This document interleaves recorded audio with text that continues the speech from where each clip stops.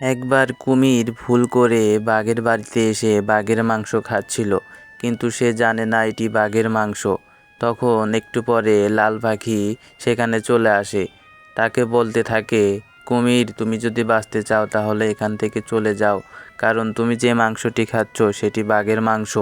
তোমার জানের প্রতি মায়া থাকলে তুমি এখান থেকে চলে যাও। এই কথা শুনে কুমির বলে, আরে যা, বাঘকে আমি ভয় পাই না, বাঘ এলে আমি বাঘকেও খেয়ে ফেলবো। সে বলে, আমি বাঘের থেকেও অনেক বেশি ভয়ানক, আমি বাঘের থেকেও অনেক বেশি শক্তিশালী। এই বলে সে আবার মাংস খাওয়া শুরু করে।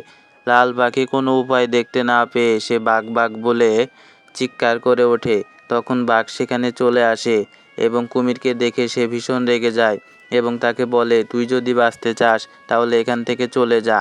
এই কথা শুনে কুমির অনেক ভয় পেয়ে যায় এবং সেখান থেকে সে চলে যায় এবং বাঘের মাংস বাঘ সে খেতে থাকে এবং লাল পাখি সেখান থেকে চলে যায়। একটু পরে বাঘ মাংস খেয়ে বলে, বন্ধুরা, তোমরা চ্যানেলটিকে সাবস্ক্রাইব করো, লাইক করো এবং কমেন্ট করো কোনটা বেশি ভালো লাগলো।